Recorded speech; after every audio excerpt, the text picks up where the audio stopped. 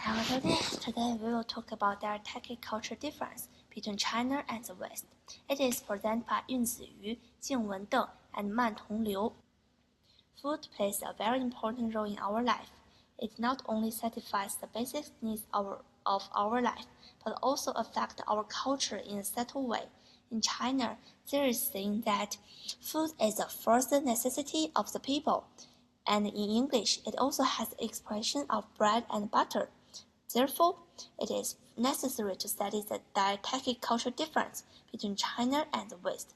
We will discuss this topic from food materials, cooking utensils, tableware, these three aspects. Food materials in China and the West are very different. They will be influenced by climate, geography, and other factors. China is located in the east of the Eurasian continent, which belongs to the subtropical and temperate zones with four clear, distinct seasons. It is suitable for the farming and forming a diet structure based on rice and wheat.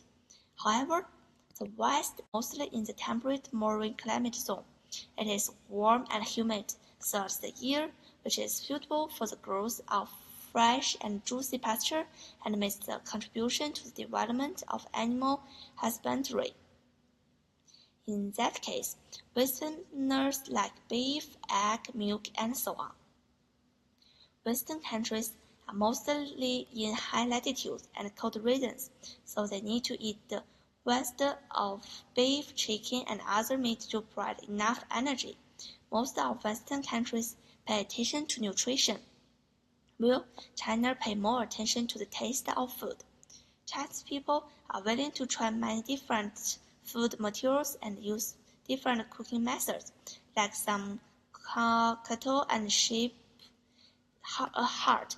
We can use them as materials for hot pot. Similarly, because of geographic factors, Chinese people eat more than 600 kinds of vegetables, while according to the research, Westerners just eat about 100 kinds of vegetables.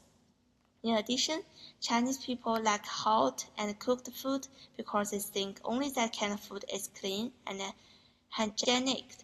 They like drinking hot water and seldom eat raw vegetables, while Westerners often eat raw vegetables. Even in the winter, they have ice in their drink. It is amazing. Let's now move on to the second part. The second part is difference in cooking utensils between China and the West. Chinese people prefer to use a round-bottom frying pan, food steamer, and ladle. In order to make Chinese food more delicious, Chinese people design a round-bottom arrow frying pan, which allows the chef to mix food intensively when they're cooking, to make the flavor richer. The round bottom gathers materials in its bottom, so it's convenient for chefs to mix all the food in the bottom. You can put any food into the round bottom frying pan, no matter it's big or small, with or without bones. Ladles, a big arrow spoon with a long handle, allow chefs to do nearly all things including frying and adding condiment with only one utensil. To some extent, Chinese cooking utensils are special. Even when the induction cooker are invented, some Chinese still believe cooking food cooked by the arrow pan and crock is more delicious. Westerns are different from Chinese. They use the flat bottom frying pan and oven to cook. Western eat more meat and less vegetables than Chinese, and they use knives and forks, so thick meat slices are appropriate for them. They hardly mix the food together during cooking. Instead, they cook food separately and put into one plate at the end. Unlike Chinese, they pour more effort to show the original flavor of materials and different combining forms of food. So most utensils are flat bottom, which is able to enlarge the heating area, accelerate cooking, while the Chinese use crock and slow fire to slow down the process and mix all the flavors. Another thing is that the Western country used electricity earlier than China, so they use microwaves and ovens to speed up their cooking. Having looked at the two parts, let's now turn to the third part. It's not only different in preparing food and cooking, but also in eating. To a great extent, cultural differences have shown by the different tableware used by Westerners and Chinese.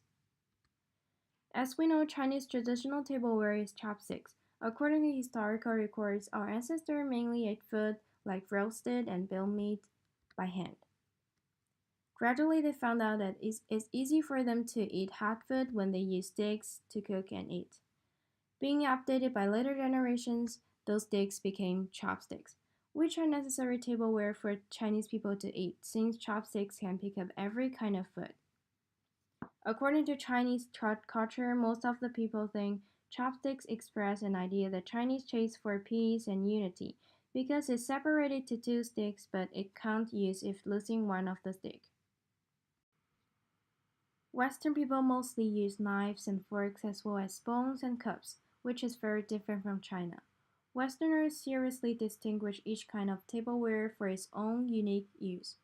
For example, when they eat salad, they need a salad fork and a spoon. When they eat meat, they need to use a knife and another fork. And when they have soap, they use a soap spoon.